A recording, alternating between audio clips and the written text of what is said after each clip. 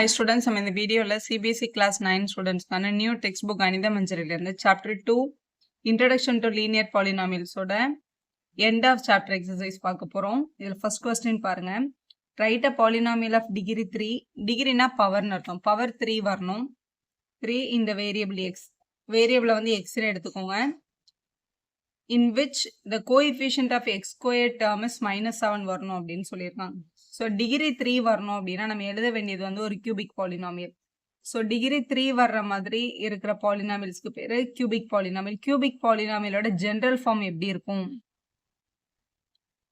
General form of a cubic polynomial வந்து look like ax cube plus bx squared plus cx plus d இப்படி எழுதலாம். நம்ம இதுக்கு தான் டிகிரி வந்து 3 இருக்கு. இப்போ நம்ம இந்த கொஸ்டினுக்கு வரலாம்.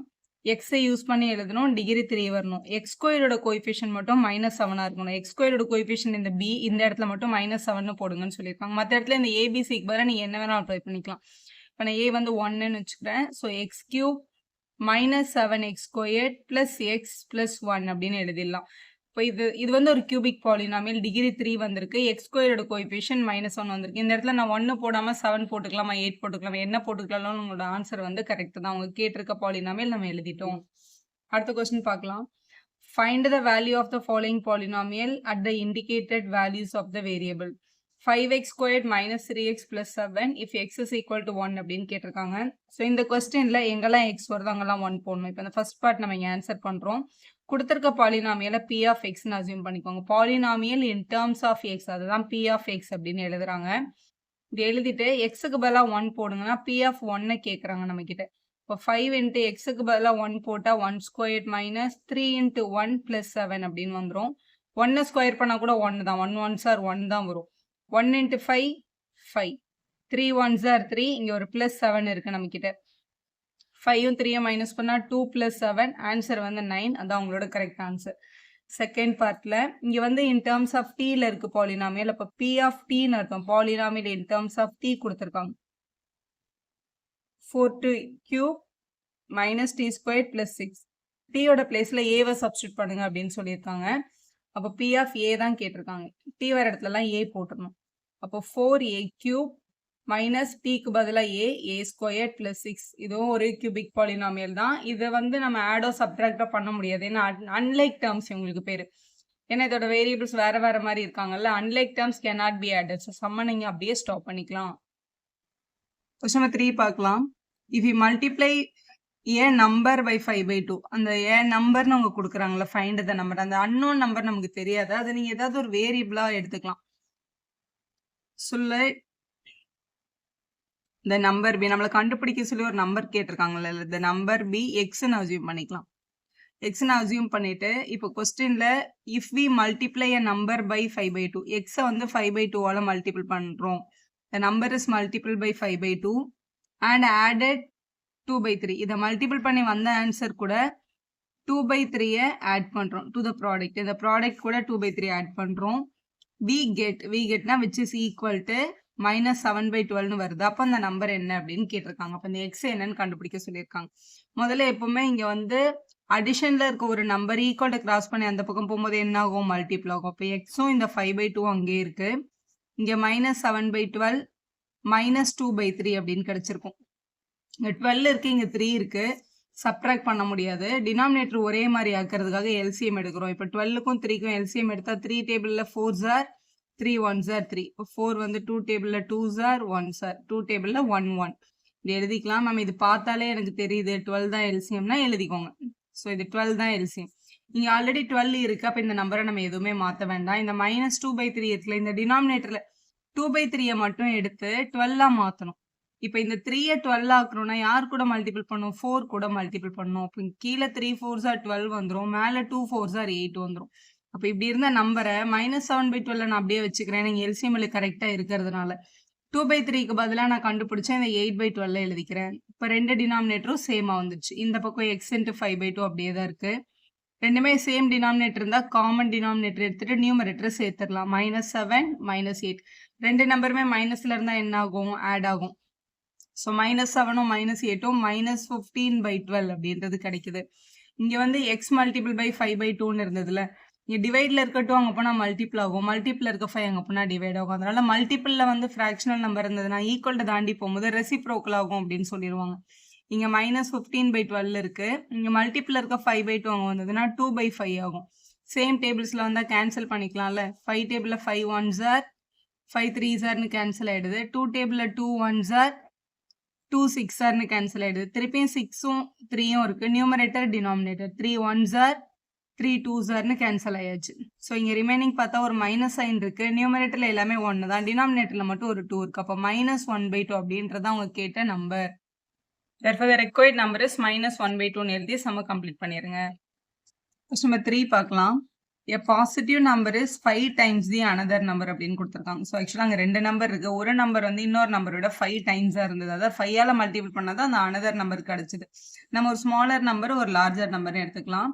இல்லை the smaller number be x. அப்போ அந்த லார்ஜர் நம்பர் 5 டைம்ஸாக இருக்கும். ஏன்னா அதான கொஸ்டினில் கொடுத்துருக்காங்க. larger number by 5 times the other number அப்படின்னா 5 multiple by x ன்னு அர்த்தம். அதாவது 5x அப்படின்னு அர்த்தம் ரெண்டாவது number. If 21 is added to both the number, இவங்க ரெண்டு பேருக்கு இடையும் 21 ஆட் பண்ணா நமக்கு ரெண்டு நியூ நம்பர் கிடைப்பாங்க. ஸோ 21 ஆட் பண்றது மூலமா கிடைக்கிற நியூ நம்பர்ஸ் யாரு? So the new numbers are 21 add பண்றோம். So the new numbers are ஒரு நம்பர் x, அது கூட 21 ஆட் பண்ணா x plus 21 வரும். இன்னொரு நம்பர் வந்து 5x, அது கூட 21 ஆட் பண்ணா 5x plus 21 வரும். இதான் new numbers. If 21 is added to both a number, one of the new number, இந்த ரெண்டு நியூ நம்பர்ல one of the new number becomes twice the other new number அப்படின்னு சொல்லியிருக்காங்க. இதுல ஒரு நம்பர் வந்து twiceனா 2 டைம்ஸ்னு அர்த்தம். 2ஆல மல்டிபிள் பண்ணாதான் இன்னொரு நம்பர் கிடைக்கும்னு சொல்லியிருக்காங்க. இதுல ஒன்னு சின்னது ஒன்னு பெருசு. இது கண்டிப்பா இதான் ஸ்மால், இதான் பிக் நம்பர்ல. அப்ப இந்த ஸ்மால் நம்பரை 2ஆல மல்டிபிள் பண்ணாதான் இந்த பிக் நம்பர் கிடைக்கும் அப்படின்னு நம்ம எடுத்துக்கணும் அதை. So one of the number na இந்த according to the question 5x plus 21 வந்து எப்போ கிடைக்கும் அப்படின்னா twice the other number 2ஆல other number multiple பண்ணும்போது x plus 21 2ஆல மல்டிபிள் பண்ணும்போது இந்த 5x plus 21 கிடைக்கும் அப்படின்னு கொஸ்டின்ல சொல்லியிருக்காங்க.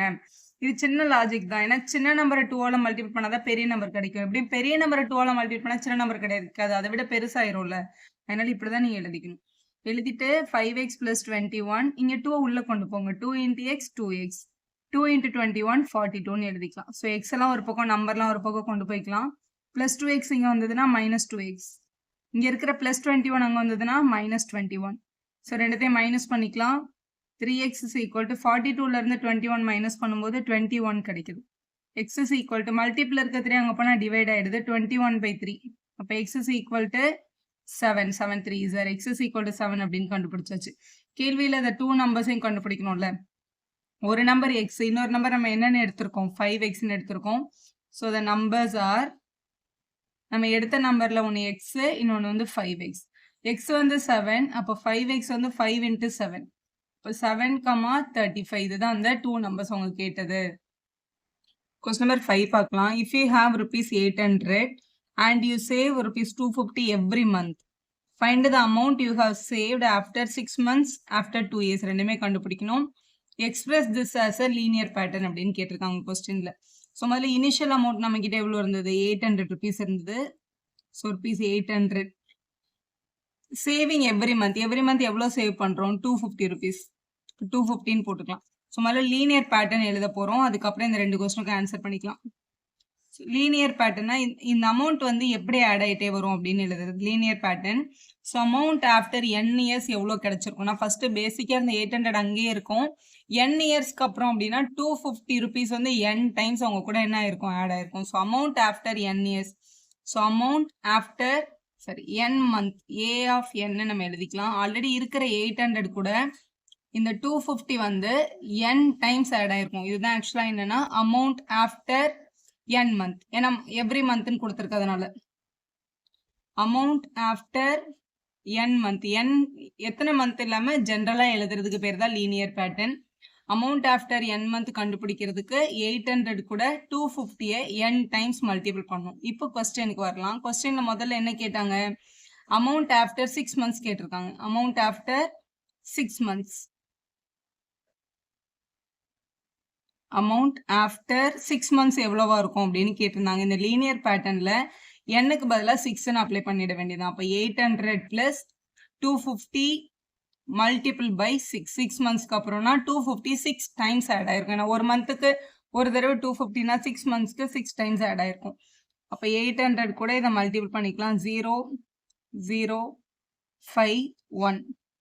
ஸோ ஆட் பண்ணும்போது ருபீஸ் 2300 கிடைக்குது. ஸோ இதான் உங்களோட அமௌண்ட் ஆஃப்டர் 6 மந்த். ரெண்டாவது என்ன கேட்டிருக்காங்க, அமௌண்ட் ஆஃப்டர் 2 இயர்ஸ் அப்படின்னு கேட்டிருக்காங்க. ஆனால் கொஸ்டின்ல வந்து 250 பர் மந்த் தானே இருக்கு.